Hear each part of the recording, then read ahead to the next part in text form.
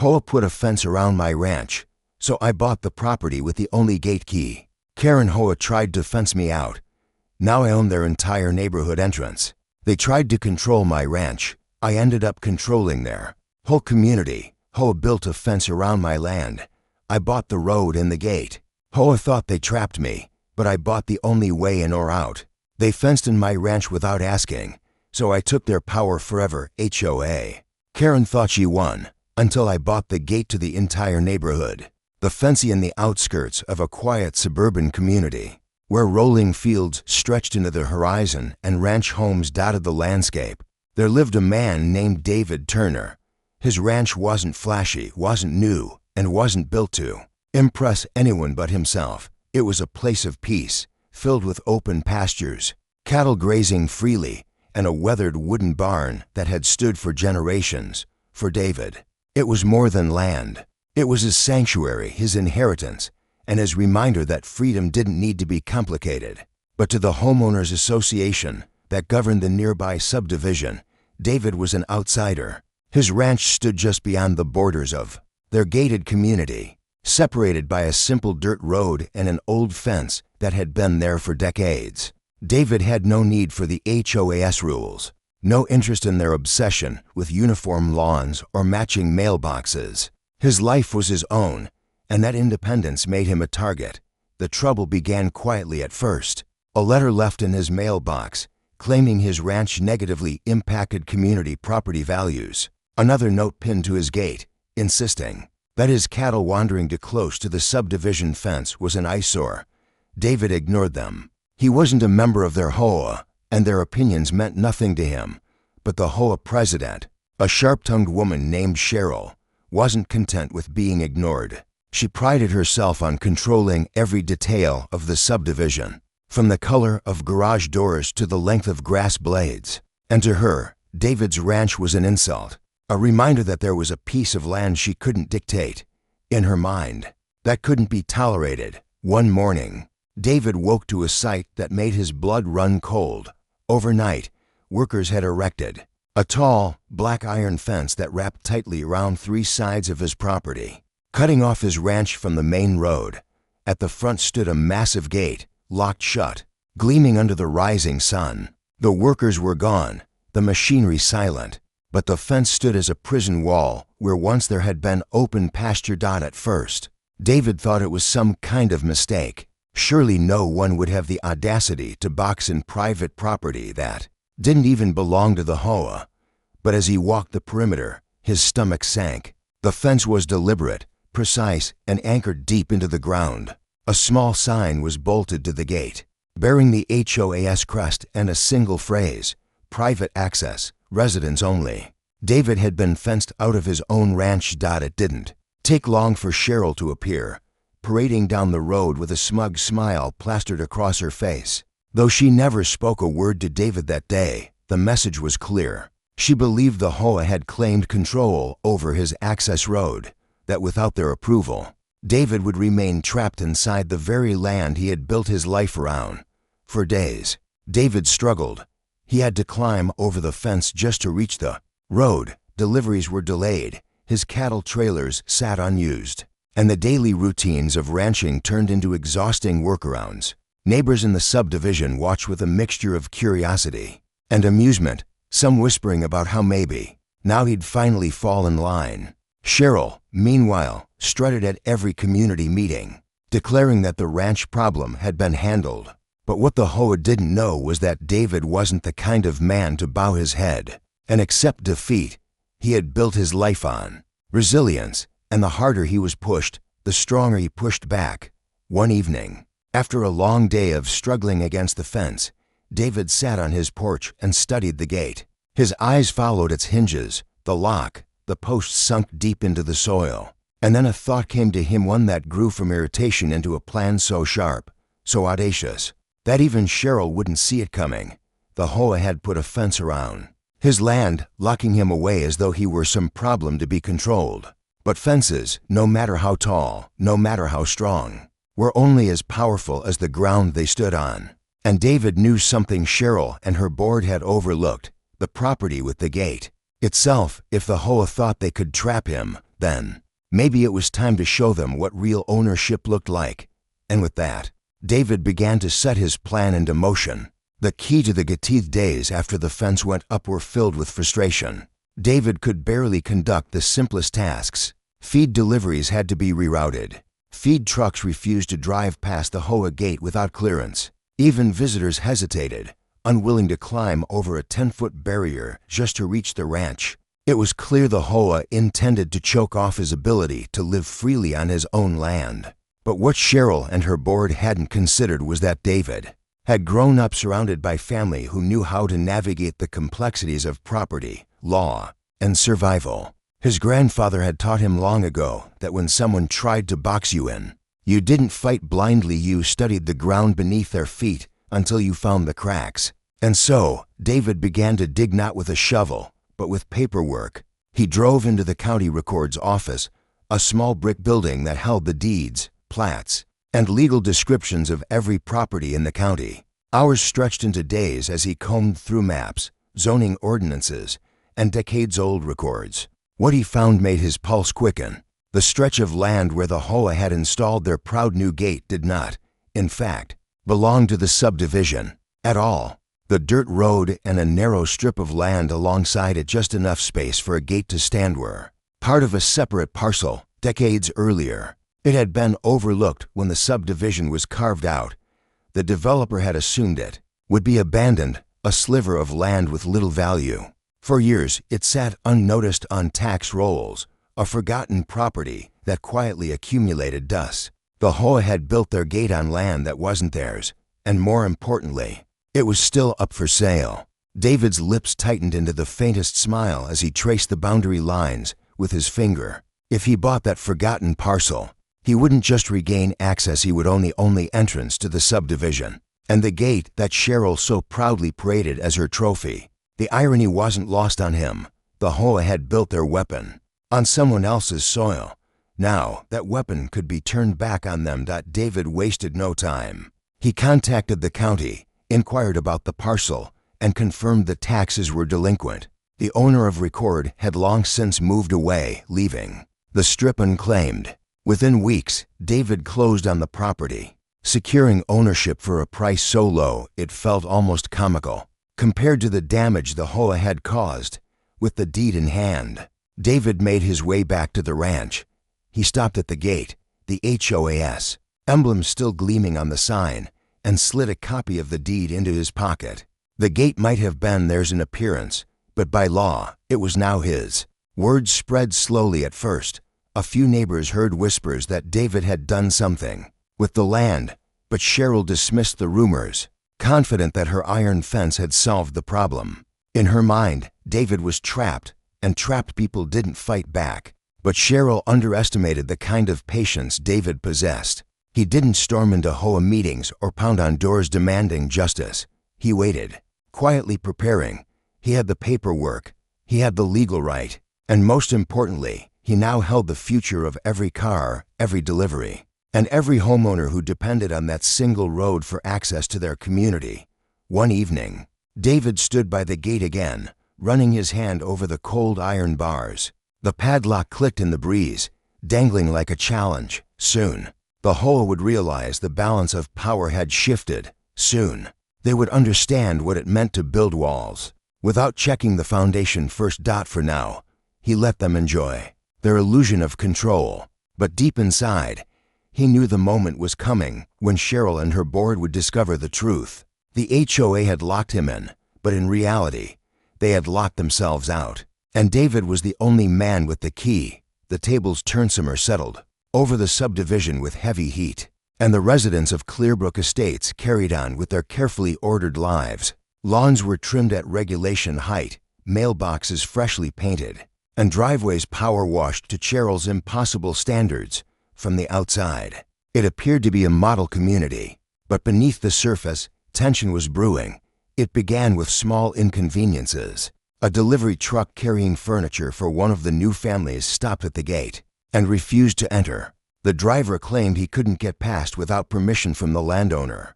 The homeowners insisted the gate belonged to the HOA, but the driver showed a set of updated maps and shook his head. He wouldn't move another inch without approval from the man listed as the property owner. David Turner. Confusion turned into irritation. Residents complained to Cheryl, who brushed it off as a clerical error. But then it happened again with a landscaping company, then with a postal carrier, and even with an ambulance that hesitated at the gate until dispatch confirmed clearance. The HOA's illusion of control began to crack. Cheryl marched down to the county office, demanding answers, only to be met with the cold reality. The gate and the access strip of land were not HOA property. They had been built illegally, standing on land that had quietly changed hands weeks earlier. The name on the deed was clear, unmistakable: David Turner. Cheryl's fury knew no bounds. She returned to Clearbrook, her pride bruised and her certainty shattered. For the first time in years, she faced a situation she couldn't command with letters, fines, or threats. David had the law on his side, and worse, he had the very ground beneath her feet. Residents began to notice the shift in her demeanor. The once confident leader grew agitated at meetings, snapping at questions and dodging concerns. Whispers spread among the neighbors: had the HOA overstepped? Was the fence even legal? Why did deliveries suddenly require David's approval? Meanwhile, David remained quiet. He didn't flaunt his ownership, didn't storm into the subdivision waving the deed. Instead, he let the consequences speak for themselves. Every delay at the gate, every rerouted service, every inconvenience piled pressure on Cheryl and the board. The community that had once viewed him as an outsider now found themselves dependent on his goodwill. Then came the day David decided to make his presence known. On a hot Saturday afternoon, when most of the subdivision gathered at the clubhouse for a summer cookout, the iron gate groaned as it swung shut. A new lock clinked into place, one that only David had the key to. Cars that had gone out earlier returned to find themselves stuck outside. Residents milled around in disbelief, some angry, others bewildered, as the reality dawned on them. Access to their pristine, rule-bound neighborhood now ran through one man, and that man was the rancher they had scorned. From his porch, David watched the commotion. He wasn't gloating, but neither was he rushing to open the gate. For weeks, he had endured the humiliation of climbing fences and struggling to manage his land. Now the tables had turned. Now it was the subdivision that understood what it meant to be boxed in. Cheryl tried to rally the crowd, insisting that they had rights, that the HOA would sort this out. But the neighbors weren't convinced. They had seen the documents. They knew the county recognized David's ownership. Their frustration turned not on David, but on her, the president, who had led them into a mess of her own making. As the sun dipped low and the gate remained closed, Cheryl stormed back to her home, seething. But the damage was done. The subdivision was no longer united under her command.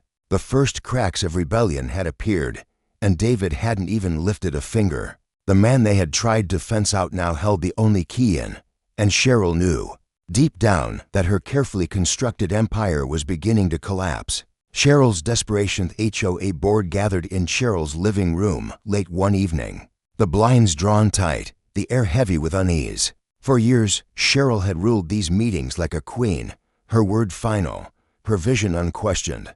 But now, the faces around her no longer looked at her with admiration or loyalty. They looked at her with doubt, frustration, and fear. The gate had become a daily nightmare. Residents complained of missed deliveries, service cancellations, and visitors turned away. Some had been forced to park their cars outside and walk long distances, fuming as they passed the sign that still bore the HOA crest, a sign that, in reality, now hung on land they didn't own. Cheryl slammed her fist on the table, insisting that David had no right to control the community's access. She ranted about lawsuits, county appeals, and even calling in favors with local officials. But her board members exchanged wary glances. The truth was plain. David had the deed. His ownership was legitimate. And Cheryl's decision to build the fence without verifying property lines had led them here. Word spread quickly among the residents, and for the first time, they openly challenged her. At a heated community meeting, neighbors demanded answers. Why had she built the fence in the first place? Why hadn't she checked the property records? And most importantly, what was she going to do about David? Cheryl tried to spin the story, painting David as a troublemaker, a man intent on undermining the HOA's authority. But the words rang hollow. Residents weren't blind. They saw that. David wasn't staging protests or marching into meetings. He was simply sitting on his porch, calm, unbothered, while they suffered the consequences of Cheryl's arrogance. Slowly, their anger shifted. No longer did they see David as the enemy. He was the landowner, the one wronged by the HOA's overreach. The real blame lay at Cheryl's feet. Cheryl, however, refused to yield. She filed complaints with the county, arguing that David's purchase should be voided each time. The paperwork came back the same. The transaction was legal, the ownership valid. She hired lawyers, draining the HOA's budget with promises of victory that never came. But every legal path hit a wall. Her desperation began to show. She patrolled the gate daily, shouting at delivery drivers, confronting residents who dared question her, and scribbling furious notes into her binder of rules and fines. But the binder was useless now. David had stripped her of the one thing she had built her power upon: control. Meanwhile, David quietly thrived, with his access restored. His ranch ran smoothly again. Trucks came and went under his permission. He didn't block anyone unnecessarily, but he made it clear that the road and gate were under his terms, not the HOA's. The residents noticed his fairness. They saw that he wasn't cruel or vindictive, only protective of what was his. Respect began to replace the suspicion they once held toward him. It was Cheryl who grew more isolated with each passing week. Her neighbors avoided her. The board whispered about removing her. Even her closest allies started backing away, unwilling to sink further with a leader who had steered them into disaster. But Cheryl couldn't accept defeat. She had spent too many years building her image as the queen of Clearbrook Estates to surrender now. And so, in a final act of defiance, she began plotting something reckless, something that would push the conflict beyond property lines and into dangerous territory. David didn't know the details yet, but he could feel the storm brewing. He saw Cheryl watching him from across the fence line, her eyes sharp with resentment. He knew she wasn't finished, not by a long shot. The HOA had already lost its grip. But Cheryl wasn't going down quietly, and the next move she made would determine whether the community collapsed entirely or whether David would end her reign once and for all. The breaking point: Cheryl's world was crumbling. The HOA board that had once hung on her every word now whispered about her removal. Neighbors avoided her at the mailbox, muttering their frustrations under their breath. Even those who once defended her had begun siding with David, admitting privately that she had gone too far. But Cheryl wasn't built to accept defeat. Her pride was too deep, her thirst for control too consuming. And so, as her influence waned, she hatched a plan, one born not of reason, but of desperation. If the county, the courts, and her own neighbors wouldn't back her, she would take matters into her own hands. Late one night, while most of the subdivision slept, Cheryl crept toward the gate. The air was heavy and still, cicadas humming in the distance.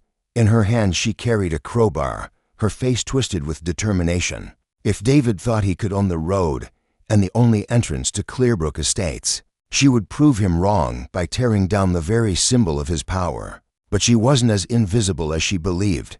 Several residents had grown wary of her erratic behavior and had begun watching her movements. A porch light flicked on, then another. Before long, neighbors stepped outside, phones in hand, recording as Cheryl swung the crowbar at the iron gate. Sparks flew as metal screeched, her strikes loud enough to echo through the night. Within minutes, David himself arrived, drawn by the commotion. He didn't shout or threaten. He didn't need to. The crowd did it for him. Dozens of residents stood in shock, their once proud HOA president reduced to vandalizing property like a common criminal. Some pleaded with her to stop, others jeered, but Cheryl was lost in her frenzy. She screamed about David being a thief, about the community being hers to control, about how she would never let him win. Then came the flashing lights. A sheriff's deputy pulled up, siren wailing briefly before cutting off. By now, the scene was undeniable. Dozens of witnesses, video evidence, a damaged gate that legally belonged to David, Cheryl was caught red-handed. The deputy approached. Calm but firm, and within moments, Cheryl's crowbar clattered to the ground. Her wrists were bound in cuffs, her words dissolving into incoherent rants. The neighbors who had once feared her authority now watched in stunned silence as she was led away. Her power shattered in the most public way possible, for David. It was the end of a long and bitter struggle. He didn't celebrate, didn't gloat. Instead, he stood quietly as the patrol car drove off. The neighborhood bathed in the glow of porch lights and murmurs of disbelief. Cheryl Ellis, the self-proclaimed queen of Clearbrook Estates, was gone. The fallout was immediate. Within days, the HOA board held an emergency vote. Cheryl was stripped of her presidency, her membership revoked, her influence erased from the community she had once ruled with an iron fist. The board members who remained scrambled to distance themselves from her, but it was too late. The residents had lost all faith in the HOA. At the next community meeting, the crowd was larger than ever. For the first time, the voices were united not in fear, but in frustration with the system itself. They spoke not only of Cheryl's downfall, but of the very foundation of the HOA, questioning whether they wanted to be governed at all. And in the back of the room, David sat quietly, listening. He hadn't come to lead, but the residents looked to him nonetheless. He owned the gate, the road, the access to their pristine subdivision. Whether he wanted it or not, he was now the one in control. For Cheryl, the breaking point had come in a single night of reckless destruction. But for Clearbrook Estates, the breaking point was larger, more permanent. The illusion of the HOA's authority had been shattered, and in the vacuum left behind, only one man stood with both the power and the respect to decide what came next. David Turner, the man they had once tried to fence out, now held the future of the community in his hands. The last days following Cheryl's arrest felt surreal for Clearbrook Estates. The woman who had once commanded every meeting, who had fined neighbors for grass growing an inch too high, who had fenced in another man's ranch as if it were her own, was now gone. Her name became a bitter memory, spoken only in hushed tones, or sarcastic jokes whispered at backyard barbecues. But her absence left a void. The HOA board, leaderless and exposed, scrambled to maintain a sense of order. They mailed out newsletters insisting things would return to normal, called for emergency dues to cover unexpected legal costs, and even tried to downplay Cheryl's actions as a misunderstanding. Yet the residents weren't buying it anymore. They had seen the truth up close, raw, undeniable. Meetings that once ran like sermons now felt like interrogations. Homeowners demanded answers about finances, legal liability, and what would happen if Cheryl's lawsuits drew in the entire community. The board faltered, stumbling through excuses and half-truths, until finally the room shifted. Voices rose, votes were called, and in one decisive evening, the HOA was dissolved. The subdivision, that had once prided itself on strict standards, was suddenly free. No more fines for flower beds, no more threats over paint shades, no more fear of an iron-fisted president patrolling property lines. Clearbrook Estates belonged to its residents again, not to a power-hungry board. And at the center of it all stood David Turner. His gate remained the single entrance to the entire neighborhood. The county confirmed what everyone already knew. The road in and out was his, legally and permanently. At first, some neighbors worried he might wield that power the way Cheryl once had, demanding payment or punishing dissent. But David proved different. Instead of holding the community hostage, he did the opposite. He announced he would keep the road open, free of charge. He didn't want tolls, didn't want dues, didn't want control. He simply wanted peace. His ranch remained his sanctuary, his land intact, his freedom preserved. The fence that had once symbolized oppression now stood as a reminder of what arrogance could cost. Over time, the neighborhood shifted. Without the HOA's constant policing, residents began to breathe easier. Lawns grew in their own imperfect ways. Kids played without fear of noise complaints. Neighbors painted shutters in colors that reflected personality instead of regulation. For the first time, Clearbrook Estates felt like a community instead of a dictatorship. As for Cheryl, her story didn't end quietly.